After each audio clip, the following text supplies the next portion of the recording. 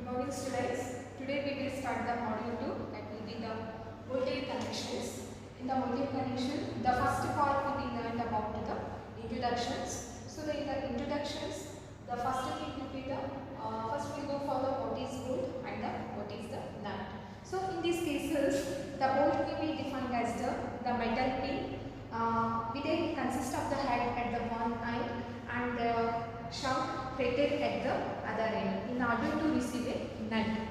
Okay, in these cases the bolts are used more than any other type of the connectors. They are easy to use, and in contrast to all other types of the connectors, they are required a little special equipments. As they will be observing in the diagrams, what I said, the thread will be this part and the shunt will be the here. The D will be specified as the nominal diameter. With respect to the that we are observing the here. So the bolts can be divided into number of types. In these cases, the first one will be the black or the ordinary bolts, turn bolts, and the high strength friction grip bolts.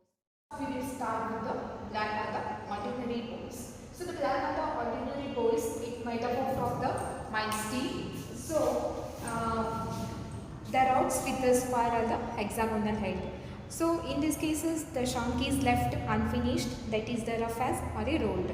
So it consisting of the nominal diameters of the sizes may be 12, 16, 20, 22, 24 and the 27. It may be consisting of the diameters. Okay. So in these cases, the first thing will be the these bolts are designated as the M16, M20, M24, etc. According to the IS 1364 part 1, it gives some specifications for such a bolts. Okay, so here the joints remain, it may be the some cases, it may be the quite loose, resulting into the large deflections.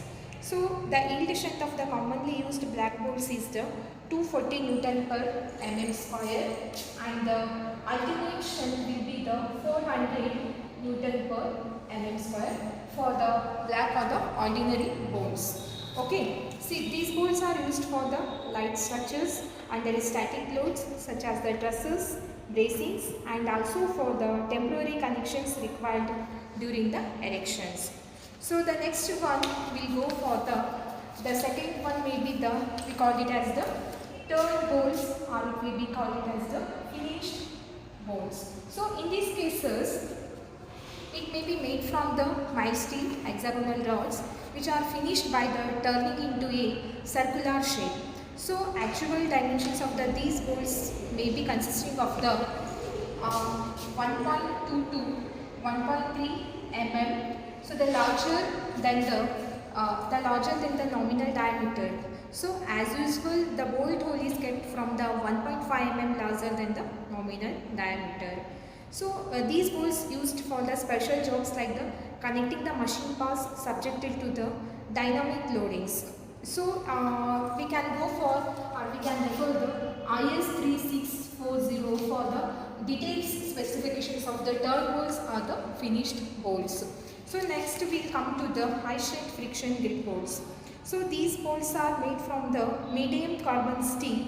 These bolts which develop the high initial tension, which facilitates clamping or gripping the components connected. In these cases, in this type of the bolts, the proper tightening of the nut on the bolt is important because the frictional resistance produced depends on the initial tension. So here the force from the one member to the another is transmitted by the friction, and the bolts are not subjected to the shear or the bearing. That bolts we call it as the high strength friction grip bolts. So some other advantages of these bolts may be they provide the rigid joints, and also they are not subjected to the shear and the bearing. There is no stress concentration in the holes, therefore the fatigue strength will be the more. So these are the nuts are prevented from the loosening.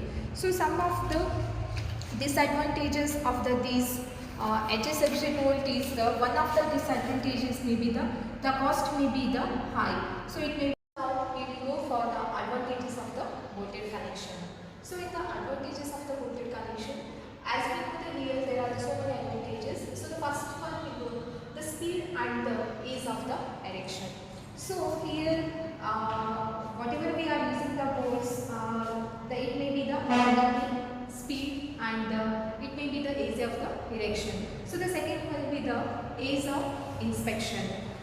next will be the reliability of the service is very good, and in these cases we have the less highly skilled operators required, and also the reliable performance under the fluctuating stresses.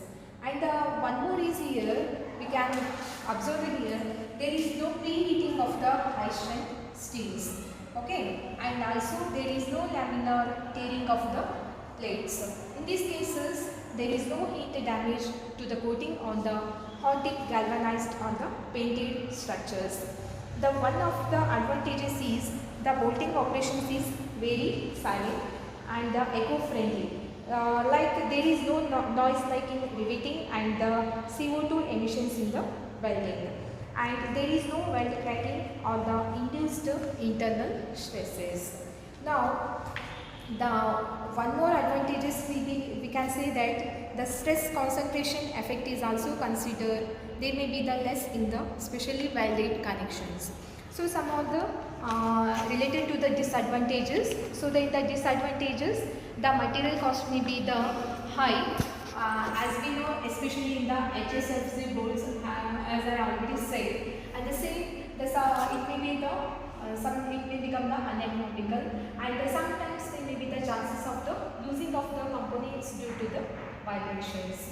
So also the reduction in the strength at the root of the thread, and there may be the sometimes the unfinished bolts, they are having the lesser strength because there is no, or it may be the non-uniform diameter, and also there is the reduction in the strength due to the loose fitness in the holes. So first we will go for the nominal or the gross diameter of the bolt. So it is the diameter of the bolt of the threaded, unthreaded chunk of the bolt. So the next gross area of the bolt is given by the with respect to the gross diameter. Okay. So the next one will be the net area of the bolt. So the net area of the bolt is the area at the root of the thread. So what we are doing here, the area of the root of the thread, that will be called as the net area of the bolt. So the next one, the length of diameter of the bolt hole. It is the nominal diameter of the bolt plus 1.5 mm unless specified, otherwise you can go. So the next one will be the length of the bolt. The length of the bolt will be the distance from the underside of the bolt head to the extreme end of the shank, including the any camber or it may be the any radius. Okay. So the next we will go for the pitch. The pitch will be the, it is the center to center spacing of the bolts in a row measured along the direction of the load. So similarly we go for the gauges. It is the distance between the two consecutive poles of the adjacent close, and it is measured perpendicular to the direction of the load. So what is the edge distance? What is the staggered pitches? So here the edge distance will be the distance to edge distance. The edge distance is the distance between the center of the bolt hole to the adjacent edges of the plate. So the next will be the staggered pitches. It is the distance between the any two consecutive holes in a zigzag bolting measured parallel to the direction of the load.